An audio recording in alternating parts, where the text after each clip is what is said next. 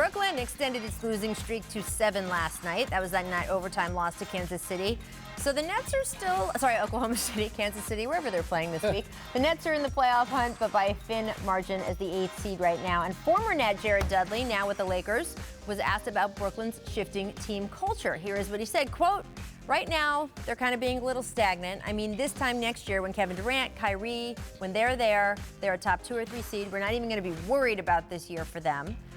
Next season, of course, this team will look very different, right? But, Scotty, do you think there will be any negative carryover from this year or just new year, new me? Oh, that's a tough question. That's their slogan, by the way.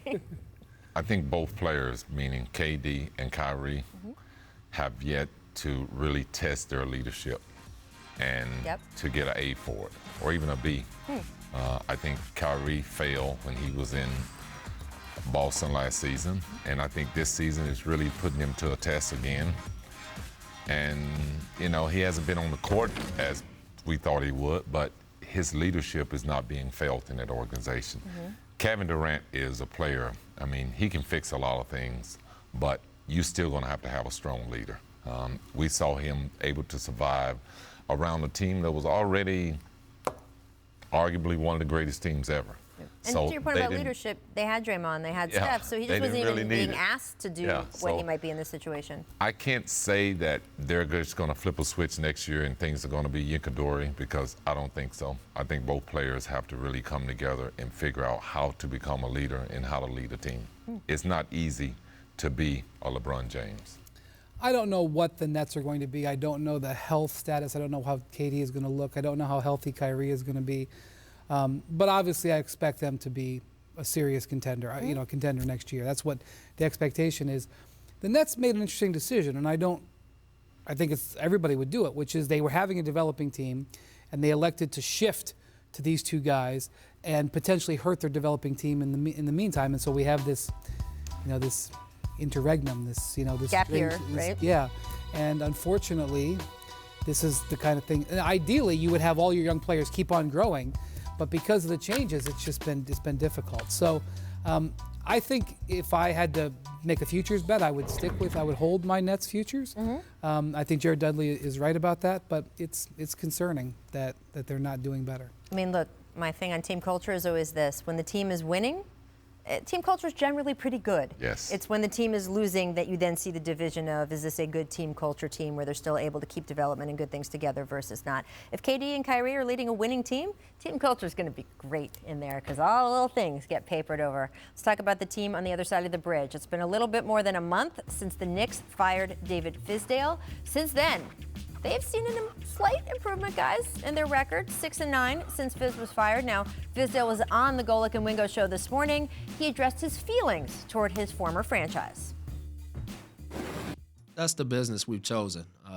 Obviously they had to make a tough decision. I respect those guys greatly.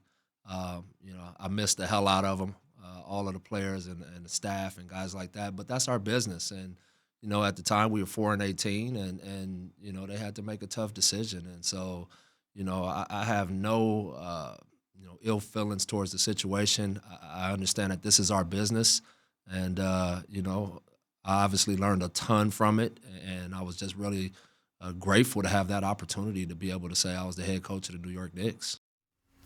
Brian, when Fizz was fired, you had a lot of former players come out and say, congratulations, it's good for you that you've been separated from that organization. Is in truth the Knicks and Fizdale, are both sides better off? No, because of that exact thing. I think, yes, I guess they've won a few more games in the short period here. I guess that makes them feel better. But ultimately, if you have a failed head coach, it hurts your franchise. It hurts the desire for the job. And Fizdale, even though I'm sure he was relieved because it was so much stress to be in that job, he's now been fired from 2 jobs in a row. A couple years ago, he had gambled on the Knicks job when he could have had a bunch of other jobs, and that gamble failed. So I don't think anybody should be happy about the situation, but I guess if you're a Knicks fan, there's been a few better nights here in the winter. But I don't think there's anything to be happy about. I mean, we look at the Knicks now and we see that they're winning games. It's all about the schedule. Right. It's really a honeymoon. When you bring in a new coach, players are going to play a little harder. He's going to give them a few more bones to chew on. But at the end of the day, they're going to be who they are. They're a losing basketball team. They don't know how to win close games. And they don't have a superstar. And it's going to be very difficult for any coach to have any success in this He's right league about that. without superstars. You got to have superstars. But Brian, 2021. Just saying. Thanks for watching ESPN on YouTube. For highlights and analysis, check out the ESPN app. And for live streaming and premium content, check out ESPN Plus.